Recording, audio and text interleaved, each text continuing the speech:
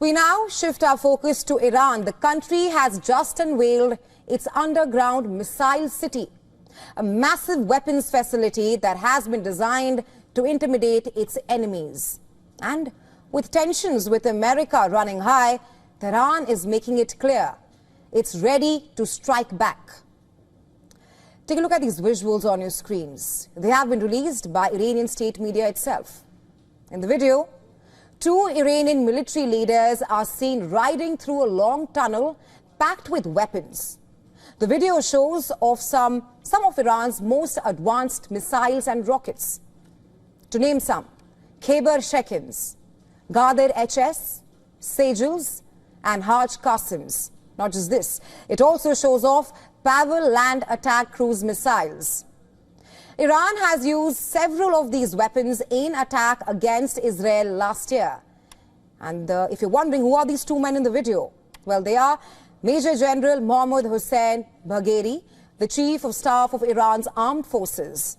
And the second man is Amir Ali Hajizadeh, commander of the Islamic Revolutionary Guards Corps Aerospace Force, or IRGCAF. And together, both these men are responsible for overseeing Iran's weapons programs. Now, by releasing this video, Iran is touting its most advanced missiles and rockets. However, those who studied the video closely say that it not only showcases Iran's military strength, but also reveals a glaring vulnerability. What's that? Well, according to some experts, the munitions stored in the tunnels lack protective measures like blast doors or separate revetments. And not having them is like keeping all these missiles, all these bombers exposed. According to experts cited by Defense News website The War Zone, this oversight could have devastating consequences in the event of an attack, that is. The absence of these protective measures could lead to a massive chain reaction of secondary explosions. And this detail is purportedly interesting because other Iranian underground weapons caverns, especially those that can launch missiles, appear to have all these measures. Apart from this, the timing of the release of this video is also interesting. You see, the video was released in response to threats from US President Donald Trump, who recently gave Iran a 2-month deadline to negotiate on a new nuclear deal. Trump had earlier withdrawn the US from a nuclear agreement with Iran that was established by former President Barack Obama in 2018. Along with the threat, Trump has also hinted that Iran could be targeted in a campaign against Houthi, the Yemen-based armed group that Iran supports. But that isn't all. The US has also increased its military deployment in West Asia. US Defense Secretary Pete Hegseth has ordered the USS Carl Vinson Carrier Strike Group to join the USS Harry S. Truman, which is deployed in the region. And recently, a dozen of F-35 jets were also sent from Hill Air Force Base to the region. We also told you about the report stating the deployment of B-2 Spirit stealth bombers to Diego Garcia, which is a strategic UK territory in the Indian Ocean. Satellite images show that several C-17 cargo planes and aerial tankers have also been deployed there recently. Now, we do know that Diego Garcia has been used as a staging point for US strikes in West Asia, that too on multiple occasions in the past. What's more, the B-2 also has the unique capability to strike fortified underground compounds, unlike any other conventional weapon. These kinds of underground weapon facilities would be among their top targets should a war with the US break out. A warning the US has already threatened Iran with. In light of all these events, it would not be difficult to guess the real intention behind why Iran released the video now. It seems to be a part of Iran's strategy to showcase strength and tout its military capabilities. A few months ago, Iran also showed off its facility designed to protect its aircraft, all underground structures that can reportedly withstand aerial attacks. But even if these facilities are designed to withstand aerial attacks, they are vulnerable. For example, Israel successfully targeted a fortified missile manufacturing site in Syria last September using special forces to gather intelligence before the strike. This operation showed Israel's capability to attack deep underground sites. And a few weeks later, the Israeli Air Force also carried out a raid that killed Hezbollah leader Hassan Nasrallah by bombing his underground command center. Now, experts say that all these incidents show that Iran's underground facilities can be vulnerable to targeted strikes.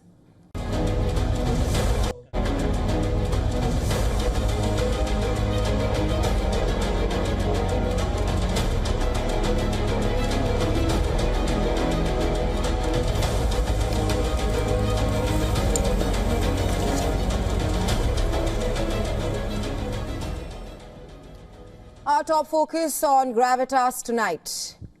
Russia continues to hammer Ukraine again. It is advancing on the Eastern Front.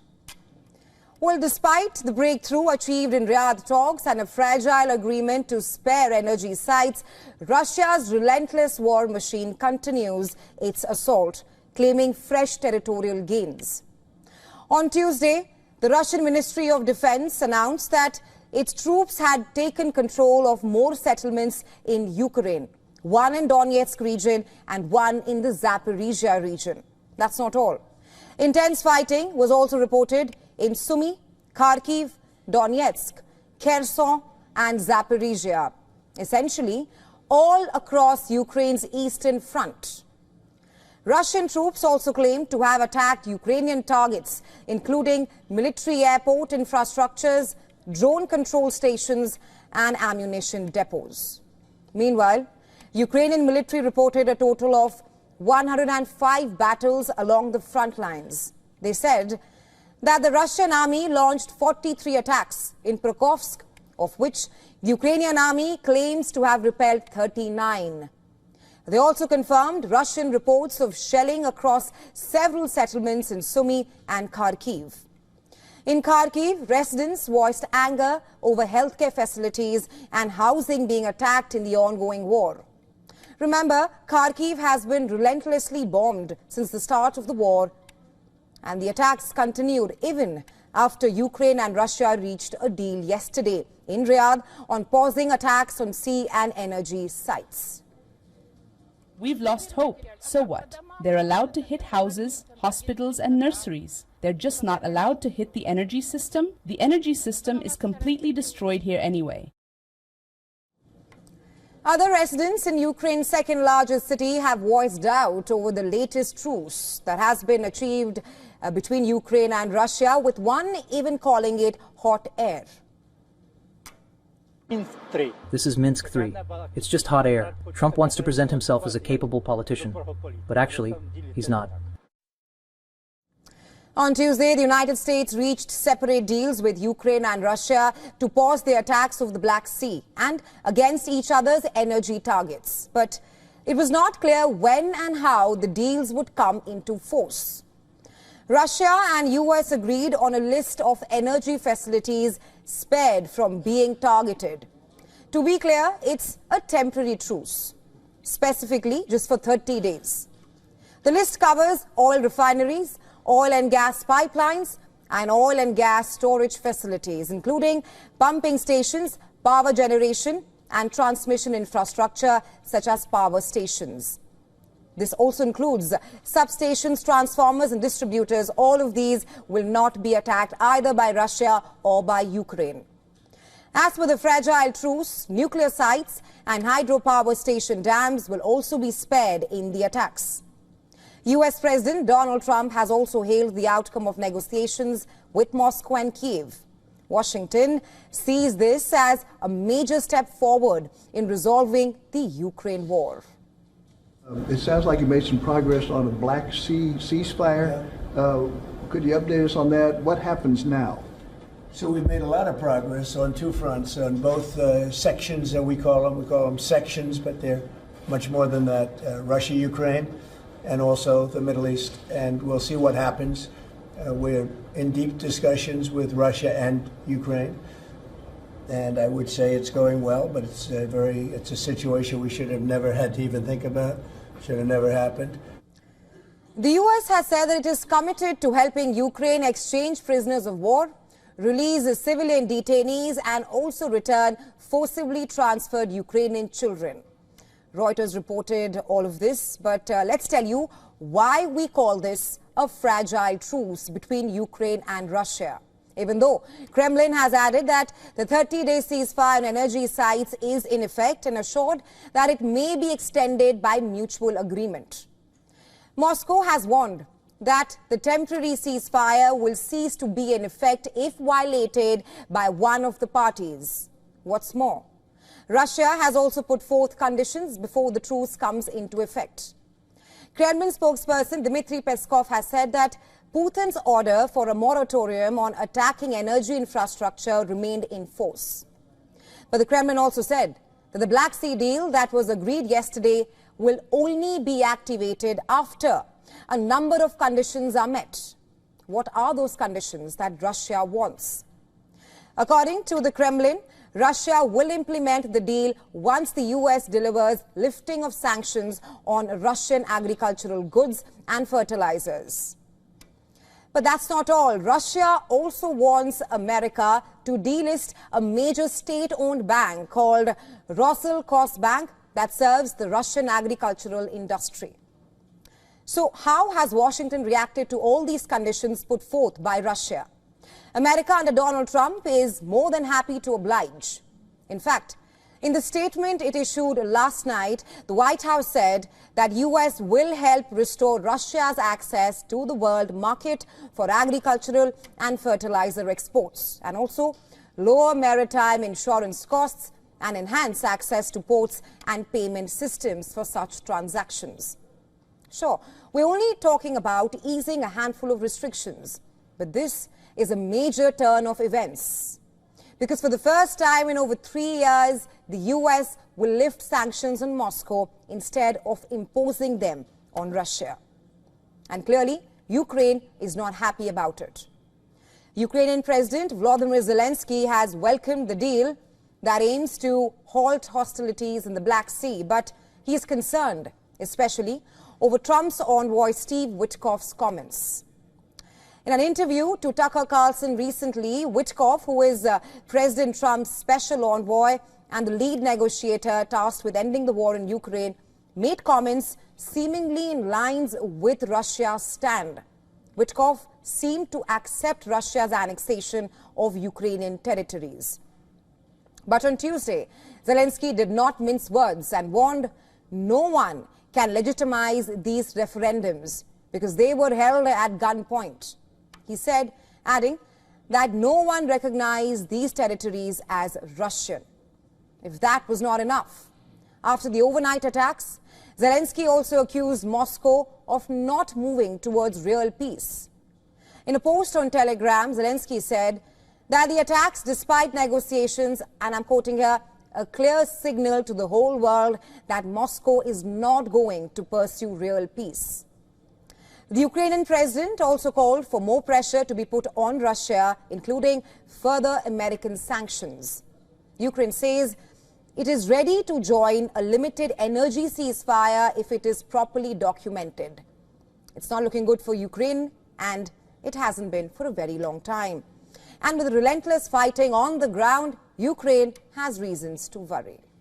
While we are on the U.S., Indian-American scientist Jay Bhattacharya, a professor of health policy at Stanford University, has been officially appointed director of the National Institute of Health, or NIH, which is the leading health research and funding body in the United States. The U.S. Senate confirmed that Bhattacharya and Human Services Secretary Robert F. Kennedy Jr. will work together to restore the NIH to a gold standard of medical research. Now, Bhattacharya has a rather illustrious career with various academic credentials to his name. But his real claim to fame were his controversial takes, especially during the COVID-19 pandemic. In 2020, Bhattacharya was among the authors of a treatise against the COVID lockdown titled The Great Barrington Declaration. His manifesto made a rather strange argument: protect older and more vulnerable people from COVID-19 and let the virus spread among younger people, healthier people. And what was his logic behind this? Bhattacharya argued that COVID-19 spreading could rather help in natural immunity among the young people, while prevention efforts should be reserved only for the elderly population.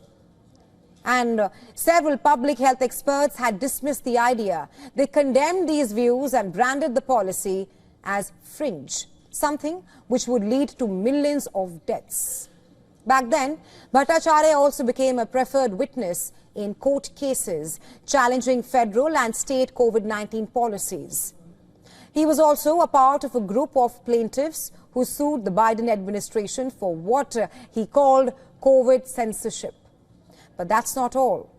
The Stanford physician also sparked massive controversy when he demonstrated against mask mandates for school children in Florida and Tennessee. Judges in both states called him unqualified to make medical suggestions.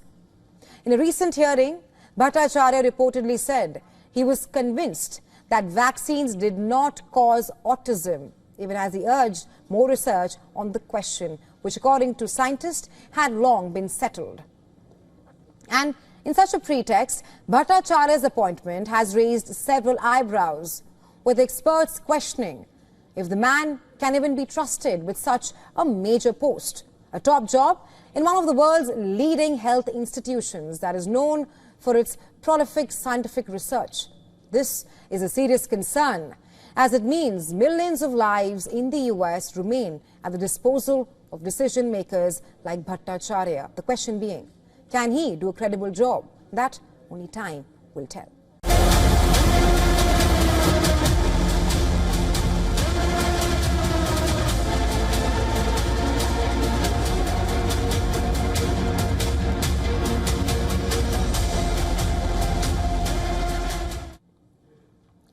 And continuing with West Asia, the Houthis have claimed that the forces conducted joint military operations targeting US warships stationed in the Red Sea, as well as key military installations in Tel Aviv.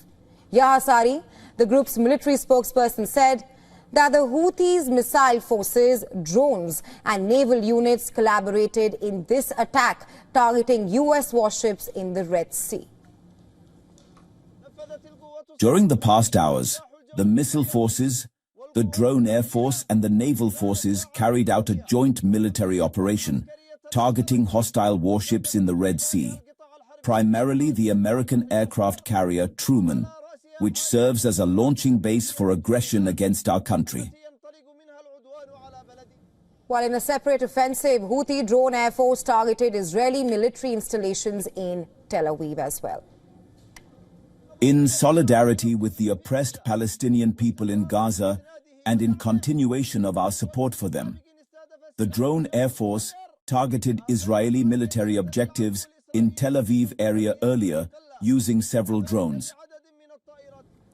While the Houthis claim responsibility for these actions against the US and Israel, that's what's been happening. Meanwhile, in Yemen, there has been massive US airstrikes. Reports from Houthi-affiliated media allege that US warplanes launched at least 17 airstrikes on Yemen's Sada and Amran provinces.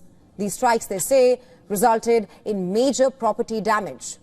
Specific targets reportedly included eastern Sada, the Al Salim district, and areas in the Sufyan district of Amran province. US fighter jets also carried out 5 additional strikes on the Sahar district west of Sada late Tuesday night. On March 15th, Washington announced that it would launch a military offensive against the Houthis, citing the attacks on vessels in major shipping lanes. And since then, the US has launched attacks in Yemen on a daily basis. It has now entered its 11th consecutive day. The US had vowed to use overwhelming force against the Houthis to prevent further disruptions to global trade. And that's through the Red Sea and the Gulf of Aden, where the Houthis have been attacking and disrupting shipping lanes. And this has now forced US and Israeli flagged vessels to avoid the Suez Canal and opt for longer, costlier routes around Africa.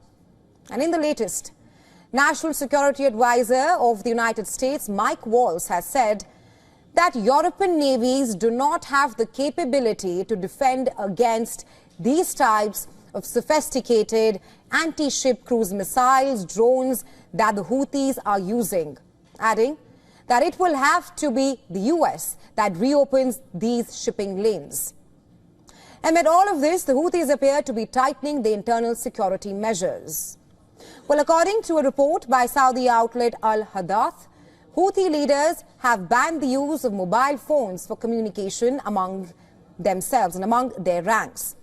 The report further states that several high-ranking Houthi commanders have gone off the grid entirely, and all this comes as the airstrikes between the Houthis and US continues, further making these Houthi officials unreachable even to their closest allies. Now, last September, Israel launched Operation Grim Reaper, targeting Hezbollah communication devices in Lebanon and Syria. Well, the operation destroyed thousands of pagers and walkie-talkies simultaneously, resulting in casualties and injuries, which also included civilians. Well, as this crisis evolves, tensions across West Asia continues to escalate.